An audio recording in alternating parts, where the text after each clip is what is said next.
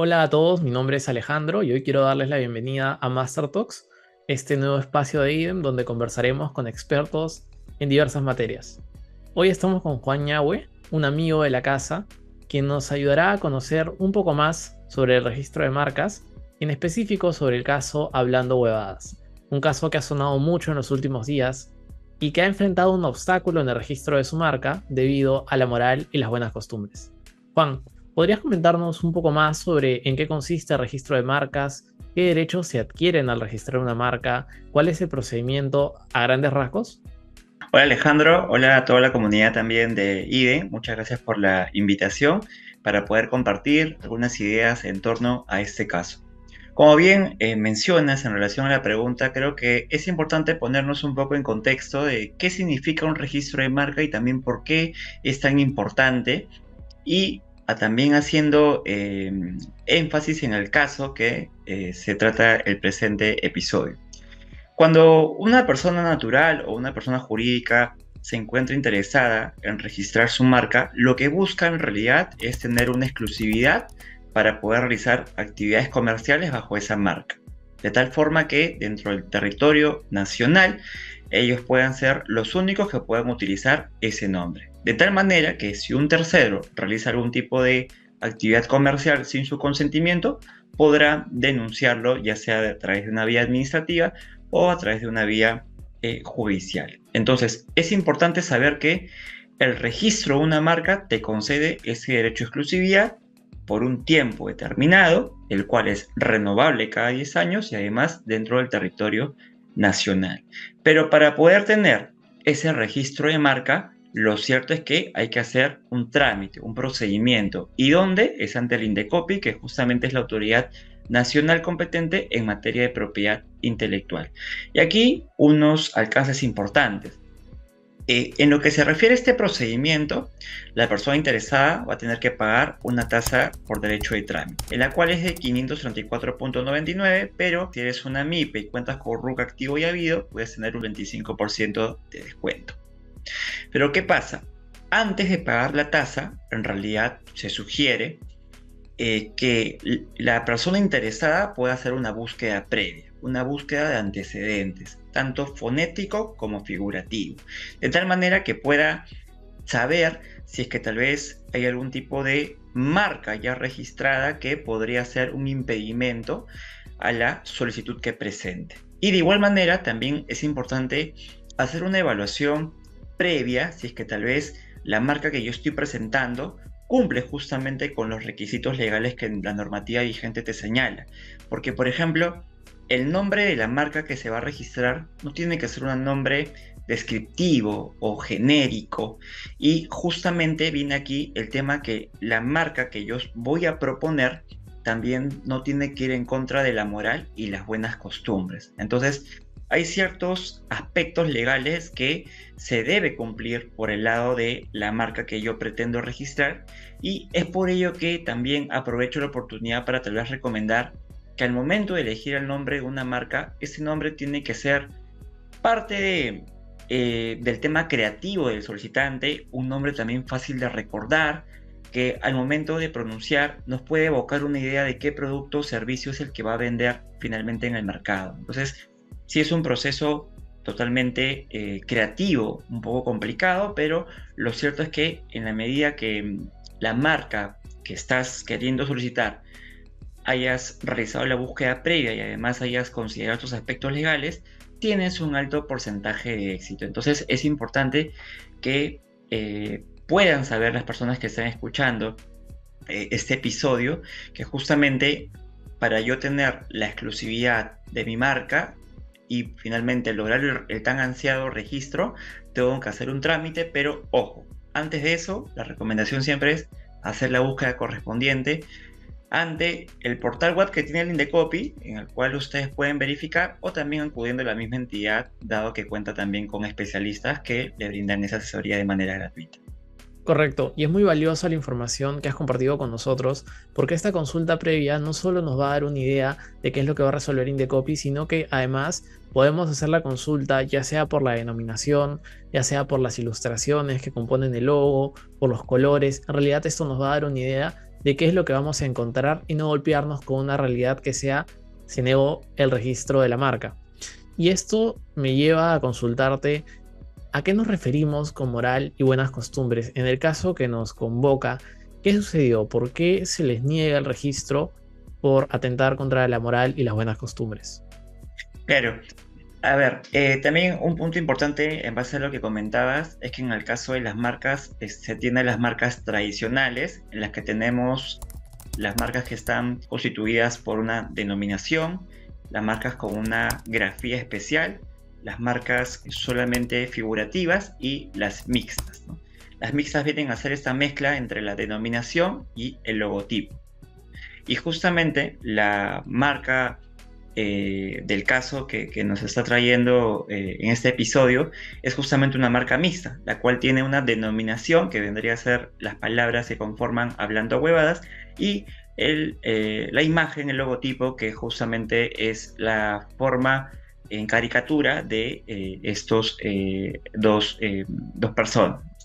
Bien, y aquí, ¿qué pasó en el caso en particular y que justamente hace unos días ha sonado bastante?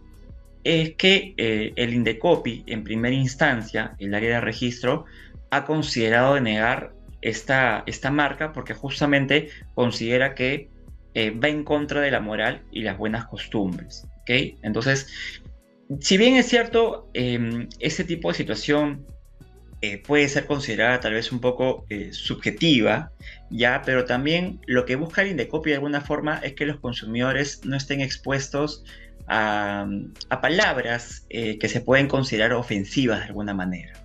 Porque tal vez para el público joven lo puede considerar que ya es parte del lenguaje coloquial, pero tal vez para señores más adultos u otro público pueden considerar que el término sí es ofensivo. Entonces, en ese sentido, el Indecopi ha considerado que la palabra particular, el término pues huevadas, es una palabra ofensiva y que pues no correspondería otorgar el registro. Pero ¿qué pasa? En primera instancia esto ha sido denegado y ojo aquí, no es la primera vez que también ellos solicitan el registro, ¿ya? Entonces ellos y también por parte de terceros que también han presentado esta solicitud. Entonces en ese sentido sí, la primera instancia, el registro sí se ha mantenido en su posición. Ellos han considerado que el término sí efectivamente estaría atentando contra la moral o lo que conocemos con las buenas costumbres. Entonces, ¿qué ocurre aquí o qué escenario puede pasar? Es que por parte de los solicitantes, al tener una denegatoria del registro, pueden presentar un recurso de apelación.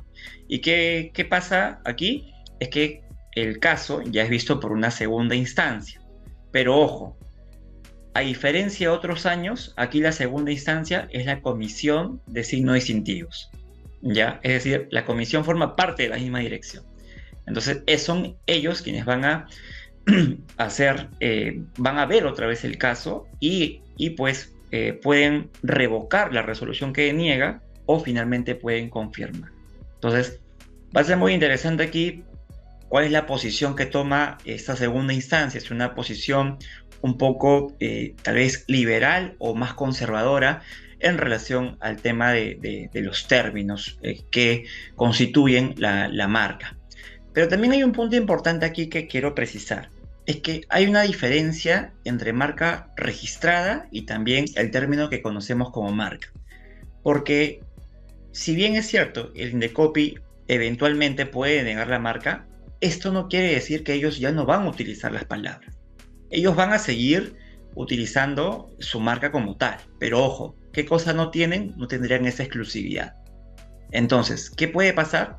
Así como ellos no tienen la exclusividad, ellos no podrían impedir que terceras personas utilicen abiertamente el uso de esta marca. Entonces, es importante también tener en cuenta esa diferencia, porque acá alguien puede pensar, ojo, entonces, ¿qué significa? ¿Que van a cambiar de nombre? La respuesta sería que no, porque en realidad no es que el Estado te ponga como un requisito, ¿sabes qué? Tienes la obligación de registrar tu marca, sino esto es un tema netamente voluntario y alguien registra porque busca que la inversión que realice sea una inversión segura en aspectos comerciales, entonces registra su marca. Pero aquí ellos podrían seguir utilizando adelante y abiertamente su marca con total libertad.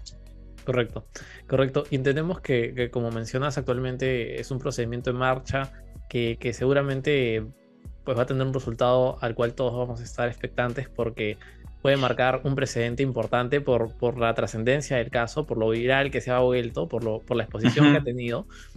Y aquí me gustaría consultarte cuál es el criterio que ha tenido Indecopio en casos similares. Se ha hablado mucho del caso Pez Hueón. ¿Qué podríamos esperar de la sala? Aquí hay un tema importante y también sobre el tema de los términos, ¿no? El tema del tiempo es importante y también el espacio en particular. De hecho, que este caso, el que mencionas, es un caso que ya tiene varios años, pero ojo, aquí pasa un tema importantísimo. Es que en ese entonces, quien fue segunda instancia fue la sala especializada en propiedad intelectual, quien resolvió el caso y con vocales que en ese entonces consideraron que en efecto, por el paso del tiempo, el término huevón fue o es parte ya del lenguaje coloquial. Lo consideraron de esa manera. Correcto. Entonces, en ese caso fue un grupo de vocales quienes sesionaron y resolvieron en ese sentido. Entonces, ellos fueron la segunda instancia. Sin embargo, aquí la segunda instancia viene a ser la comisión de ese incentivo. Ya estamos hablando de otro grupo de comisionados quienes van a resolver el caso y pues pueden tener, ahí depende mucho de una posición más conservadora, ¿no? Porque tal vez consideran que esa marca estaría atentando contra la moral o buenas costumbres o podría ser considerada más que todo ofensiva. Entonces sí, en efecto, todos vamos a estar a la expectativa de qué es lo que se resuelva en este caso, pero tal vez por ahí un indicio nos puede dar de la línea que ha venido teniendo el Indecopi, o sea, en el sentido de la primera instancia, ¿no? La posición que ha tenido, y tal vez para un tema de predictibilidad de alguna manera, es que justamente ha sido denegar solicitudes que tengan estas denominaciones o estas palabras. Entonces, vamos a ver si es que tal vez la comisión considera que esta palabra probablemente ya forma parte del lenguaje coloquial bueno, de la sociedad y decide otorgar el registro. Entonces va a depender mucho pues, de la posición que tome el Indecopi y más que todo de que consideren aspectos objetivos realmente, si es que en efecto esto está vulnerando de alguna forma las buenas costumbres o es considerado ofensivo, ¿no? Entonces va a depender ahí de la evaluación y también mucho de los argumentos que pueda presentar en su apelación. Eso va a ser muy, muy interesante también. Claro, claro. Y Juan, en este caso ¿tú ves alguna diferencia sustancial con el caso de Pez Hueón? Como dices, en ese caso se mencionó que ya estas palabras formaban parte de un lenguaje coloquial, bromista, Ujú. jocoso, entre jóvenes.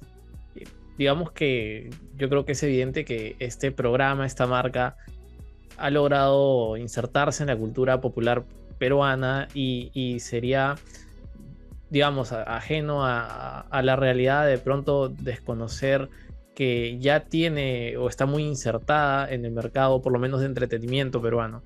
Y ahí, pues, hay muchos temas en duda, ¿no? Se va a desproteger los derechos de estas personas, de estos autores, o qué podría llegar a pasar. ¿Tú ves alguna diferencia sustancial del caso Pez Huevón que nos haga pensar que podrían resolver de forma distinta?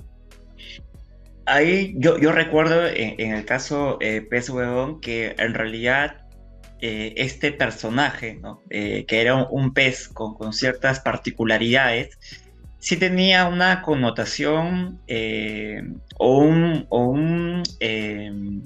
una relevancia justamente en la sociedad, porque te contaba como que ciertas historias, e incluso tuvo reconocimiento, porque esto fue parte de los argumentos que presentaron en ese entonces al momento de presentar la apelación.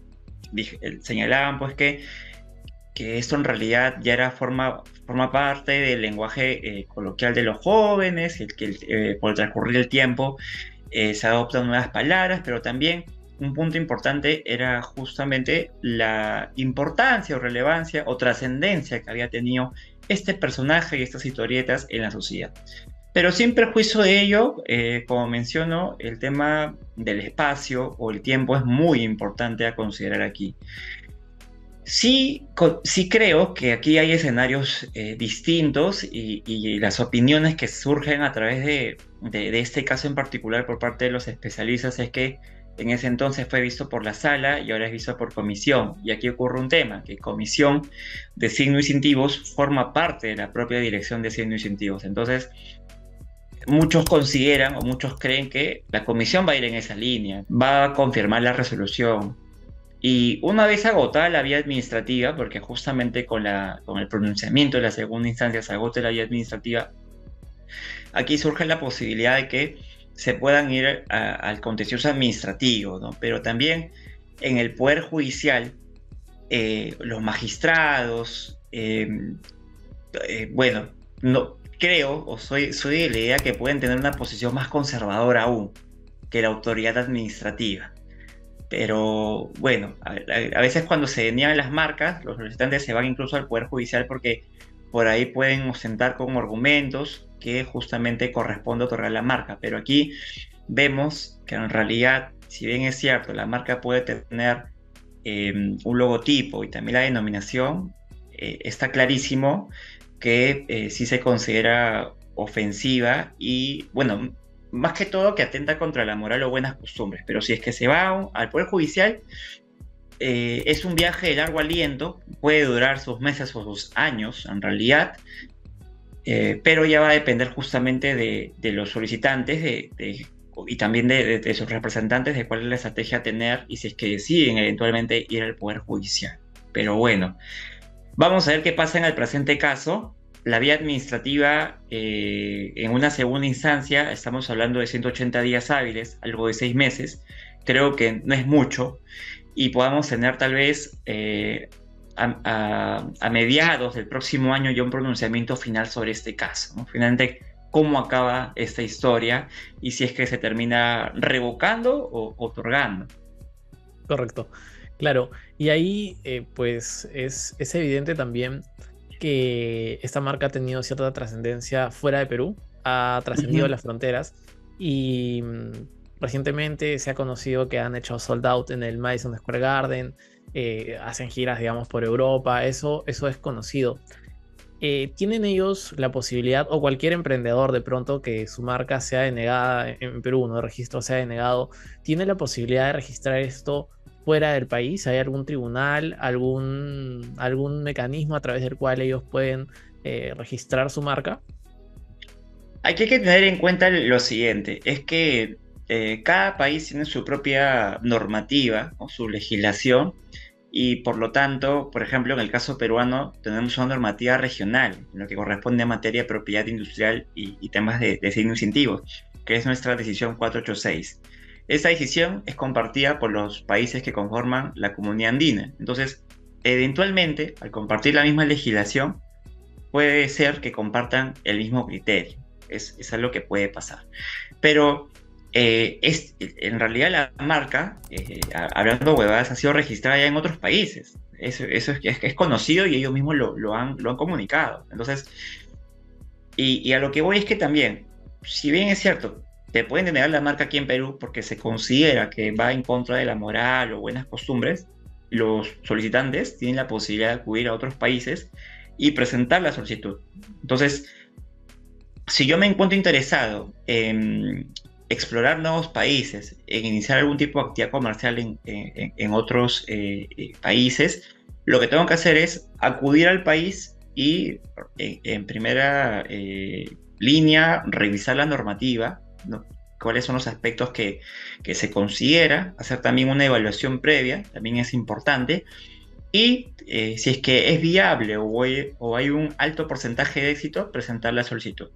Pero a lo que quiero llegar es que cada país tiene su propia legislación, sus propios requisitos, sus propios tasas a pagar y por lo tanto el solicitante tiene que estar sujeto a ello. Aquí en el caso peruano, la autoridad nacional en materia de propiedad intelectual es el INDECOPI, entonces sí, el INDECOPI tiene esa competencia para otorgar o denegar signos si es que considera que no cumplen con los requisitos establecidos en la normativa. Perfecto, perfecto, clarísimo. Bueno, con esto yo creo que hemos agotado bastante bien el tema y me gustaría consultarte si podemos de repente alcanzar tres conclusiones a las personas que nos están oyendo. Sí, en principio la primera conclusión o la primera recomendación es justamente antes de presentar una solicitud o más que todo realizar el pago de la tasa administrativa, es poder hacer una evaluación previa si es que la marca a solicitar es viable. Eso es en principio, hacer una búsqueda de antecedentes y además verificar los aspectos legales porque justamente puede ser que tu marca sea descriptiva, sea genérica o incluso vaya contra la moral o buenas costumbres. Eso como primer punto. Lo otro, ya relacionado al propio caso, es que importante el tema del contexto y más que todo el tiempo. Si bien es cierto, se trae a colación bastante el caso del pez huevón, aquí hace unos años el caso fue resuelto por la Sala de Propiedad Intelectual. Fue un grupo de vocales quienes consideraron que justamente estas palabras ya forman parte del lenguaje coloquial, ¿no? Tomaron una posición ni tan liberal ni tan conservadora, pero sí, o consideraron que en efecto por el paso del tiempo ya era parte del lenguaje.